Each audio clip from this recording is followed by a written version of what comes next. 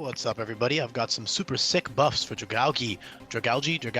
Yeah, I said that wrong. So, before I get into why I chose what I did and all the really cool new things that they can do, I want to have a quick disclaimer to check out that description down below if you are new here or if you have yet to do so. I've buffed and changed over 600 moves in this hack, and those are really important to understand how the Pokemon function now and all that fun stuff. So definitely give those a look because I do not have time to cover every single move buff and change in this video. But Dragalge, very good stat boosts all around. Every Pokemon in this ROM hack is balanced to have two viable abilities to switch between, depending on the situation. And the only ability, there's only so many abilities that are worth using over adaptability that fit Dragalge. And the one I settled on is Drizzle. I think it's pretty cool. Makes him sort of like an honorary water type, and it gives you that team support, so you can use Damp Rock plus Drizzle and go into your Rain Abuser. Damp Rock now gives 6 turns, so that's really great, and you can use Parting Shot to switch in to your Rain Abuser. That's really great. Not to mention, there might be some situations where your water move is actually more beneficial than your adaptability Poison Dragon dual stabs. Another thing that you need to keep in mind is that not only does Rain give you that 50% boost to water, it also makes Thunder and Hurricane, both of which you have, not miss. So Drizzle definitely has a use. Even if you don't have a Rain Abuser on your team currently, it still has a use case for over adaptability for sure. Definitely worth switching between every once in a while. But in general, adaptability is still your main ability that Dragalge was known for.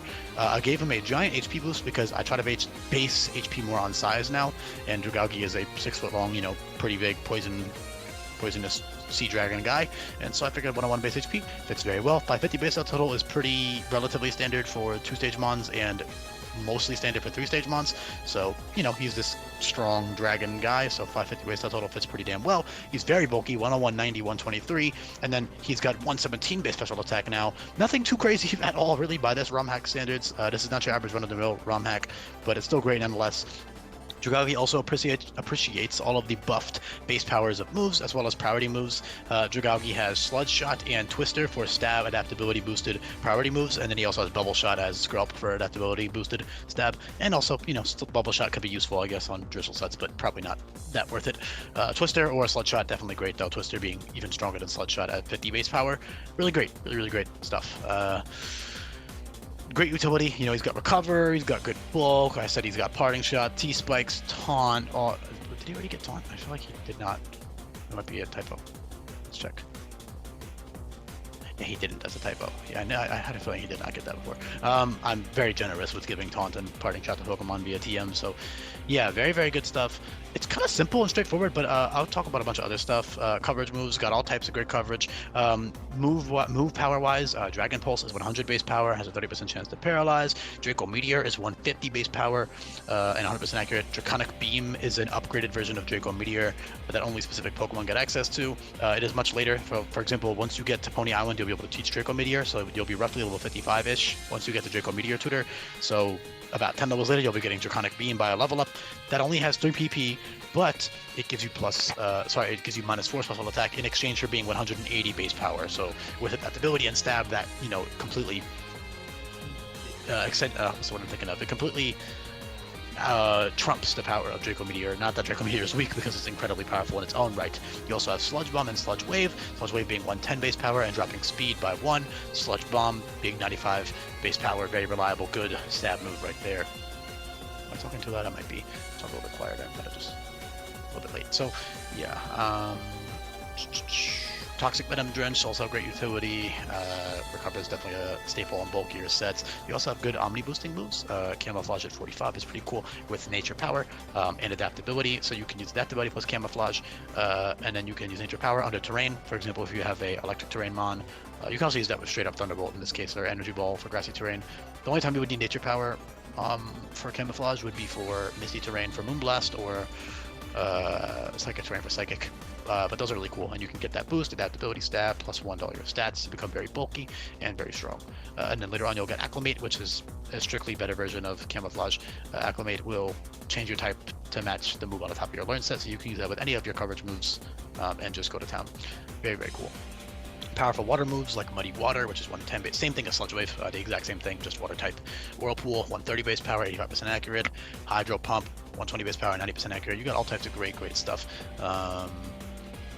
yeah, he's just this is a very straightforward video, but Scrub, I chose to give it Sap Sipper, just because it is this like Sea Dragon Kelp guy, and I wanted an ability that was worth using over adaptability for certain fights, and I didn't want to just give Scrub Drizzle. Just felt kind of weird to me. I don't know why. So yeah, the bulk is pretty great, 55, 70, 98, up to level 33. He will evolve in time for Olivia, so the Drizzle will definitely help override her Sand, which she'll be using on several Pokemon. So Drizzle on Dragalge, definitely great for a lot of situations like that. Yeah, just a really good, bulky, strong attacker, great typing. Poison Dragon has awesome resistances. They are no longer the only Poison Dragon. Actually, they weren't already. I forgot Naganado was that. But I'll get to the other one coming up eventually. Yeah, tons of resistances. 4 times to grass, fighting, poison, electric, water, fire, and bug. Beautiful resistances, and only 4 uses. Very, very fair. And oh, I didn't mention this yet, but Black Sludge is also buffed to heal you by 1/8 HP as opposed to 1/16 like leftovers. So it's essentially built-in poison heal on any poison type. Poison is probably my favorite type in the game, so I definitely give them a big, big boost by giving them that. Assault Lessets are pretty great with like Giga Drain and stuff for certain fights in game. You know, you can run all types of stuff. Acid Armor gives you +3 defense. Stockpile is really cool. Acid Spray is great. That gives -4 special defense. And it's just very strong 50 base power. You can use it to whittle down the opponent. Good for totems and stuff. Soak, great for totems. Z-Soak gives you +2 special attack. You also have Nasty Plot, which could be pretty good with your priority spamming moves, but setup moves in general are nerfed PP-wise and functionally because of all of the anti-setup moves that the AI will be using against you. Scum Shot is pretty cool, especially for totems. That is a priority move that only has 1 PP. It always flinches and always poisons, and it's also 60 base power. So that's really strong coming off of adaptability, and it's very good for utility. And you can use that whenever you want. So it's not like Fake Out where you can only use it on the first turn. Hence why I had to give it 1 PP because otherwise that's broken. So yeah, a little bit situational, but a cool move, especially for like Lurantis or something. That'd be pretty great. You know, get that guaranteed poison off of them and get a lot of good damage off too. Assuming they don't protect on that turn, so you probably want to use it on a turn they didn't protect, or the turn after they protected. But yeah, beautiful, beautiful moves, beautiful, beautiful options all around. Dragon Fury is also very strong. You could probably run like a Zoom Lens set if you wanted to for certain boss fights with Dragon Fury. That is a 130 base power move that is 70% accurate, which is one of the only few moves that have below 85% accuracy in this hack. And the reason being is because it's 130 base power and it always burns, so that's really, really strong. Yeah, it would be pretty good with Wide Lens, which is buffed to give you a 30% accuracy boost now, so you can use that with like Sludge Wave and Whirlpool and Blizzard and Hurricane, Thunder, Focus Blast, whatever you want to do. All types of really fun stuff. Dragon Fang is also buffed to give a 30% boost now for free. That's another big buff to dragons, not on top of their moves, just being way stronger, because I do like dragons being super strong. However, you do have to keep in mind that Ice does now resist Dragon, so that is a bit of a nerf, I guess. But that's why I made all their moves super strong and why I made Dragon Fang give a 30% boost for free. It's essentially a free life orb on your Dragon Stab. But Black Sludge is awesome as well. All types of awesome items you can run in game. Even just super effective weakening berries to take a certain hit or pivot in. Yeah, good for utility. Great offensive attacker. Really straightforward, but pretty damn cool. Dragalge is really cool in my opinion. So hopefully you enjoyed this type of video. If this hack seems appealing to you, definitely make sure you check out the other changes in the description below.